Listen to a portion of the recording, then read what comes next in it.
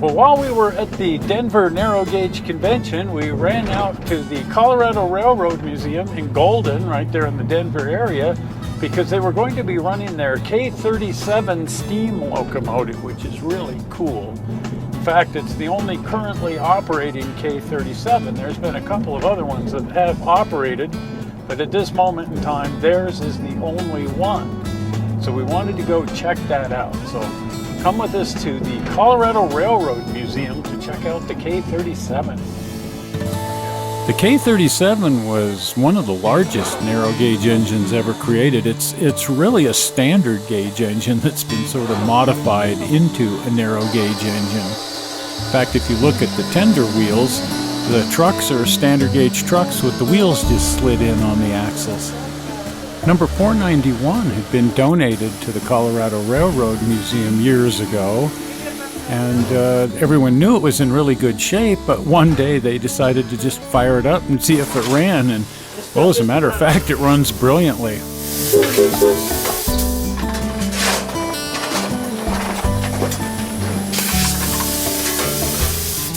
Part of the success here is that the museum was able to acquire the land next door, which was the Narrow Gauge Motel, and put in a large loop of track. Before that, they had about a quarter mile, perhaps, of track that just ran up the hill in a straight line, so you could just go up and down the hill.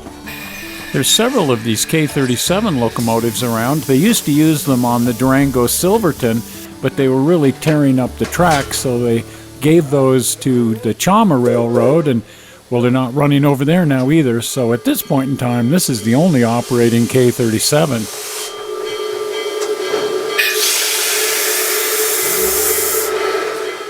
Jeff here graciously hauled us up into the cab of the locomotive so that we could ride around the circle of track. I've never been in the cab of a K37 before. It's just huge up here, which of course makes a good deal of sense on such a large engine, but I think we could have had a square dance in here had we wanted to.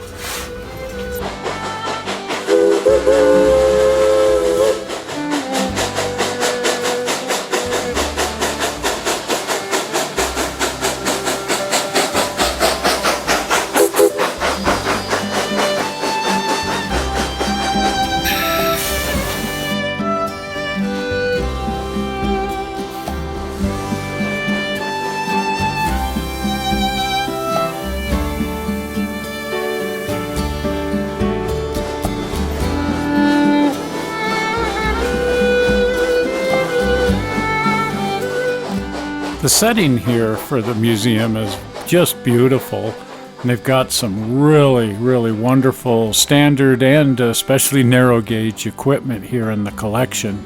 A lot of the narrow gauge equipment was acquired by Robert Richardson back in the late 1940s and early 1950s, and he took it to Alamosa where he had the Narrow Gauge Motel, and he was also organizing railfan trips around what was called the Narrow Gauge Circle, a whole bunch of narrow gauge track here in Colorado that all interconnected.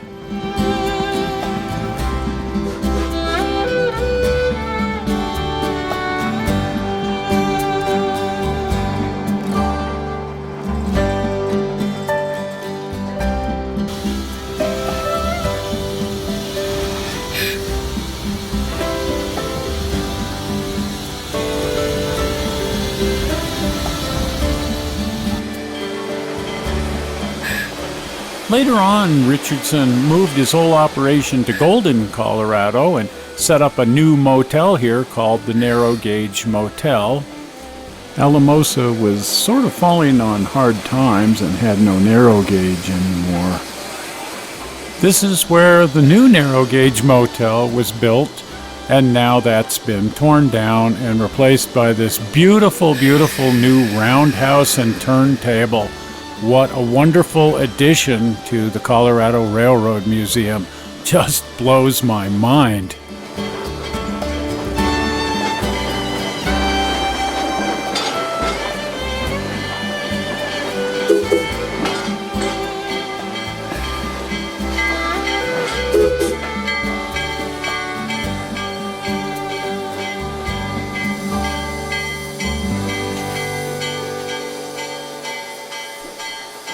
The Colorado Railroad Museum now has 2 operational steam engines, this giant K37, and the engine that they've always had here, number 346, which is a Rio Grande C19 class locomotive, which Richardson bought back in the early 1950s and moved to Alamosa.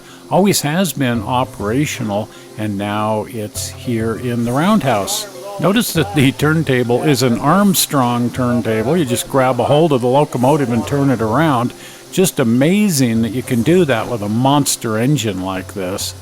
But as long as everything's perfectly balanced, it's amazing how easy it is to turn a locomotive on here.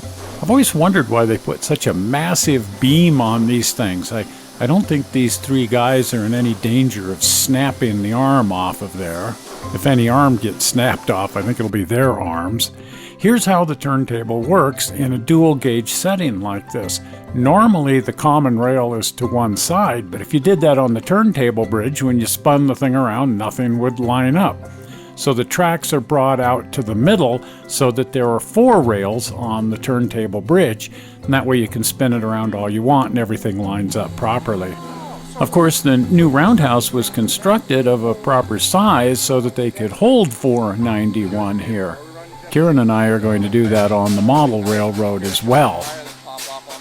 Now here's my favorite locomotive in the collection, Denver South Park and Pacific number 191. This is certainly the oldest engine in the collection, and as we all know, I love the really early iron. The Denver South Park and Pacific ran from Denver up into the mountains, and this is one of the stops along the way, Como, Colorado, where they had one of their really cool roundhouses, and that's being restored right now. How about that? Back in the day, you would have seen 191 here being serviced in that roundhouse, but now it's part of the collection here at the Colorado Railroad Museum. Jeff is pointing out here in the casting where it says DSP&P. How cool is that? This is the other operating steam engine, 346, and they operate this a lot. It's just a really wonderfully operating little C19 class engine. This is one of the restoration projects going on here, the Uinta Railways passenger car number 50. If you remember, we did that movie on the Uinta Railway, the crookedest railroad in the world, and boy are they doing a bang-up job here with number 50. They still have a lot of work here to do on the interior, but the exterior is shaping up quite nicely. And this is a Rio Grande business car, and they're doing a restoration on that. This one's much closer to being finished. Check out the beautiful interior on this business car. A surprising number of these business cars have survived. As wood cars, they really didn't have any scrap value. There's, I think, 2 at Knott's Berry Farm and 2 on the Durango and Silverton. We spent so much time messing around with the trains, we really didn't get a chance to go see the rest of the museum, so we're going to head back so we can check that out. I'm absolutely flabbergasted at how much the museum has changed since I was filming here back then. Just fantastic how much it's changed.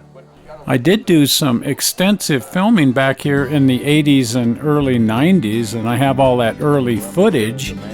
And I have a 30-minute interview with Robert Richardson where he went into the entire history of the narrow gauge motel and how that evolved into the Colorado Railroad Museum here at Golden.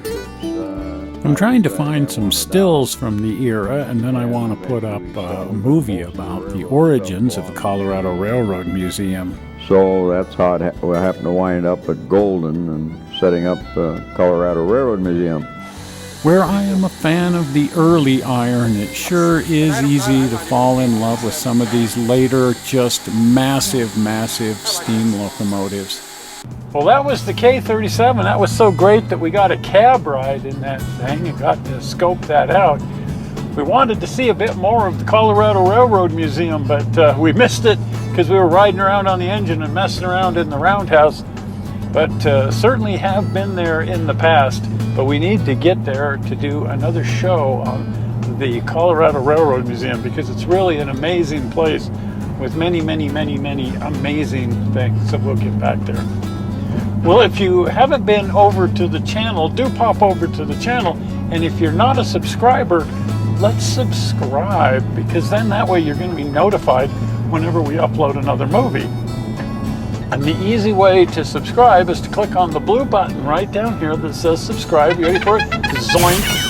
Right there, subscribe. If you click on that, it will take you to the channel and make you a subscriber. Well, we're not sure how you found this movie on the internet. We hope you didn't find it boring, and we will see you here again in 1 week with some more significant screwing around. We'll see you then. Bye-bye.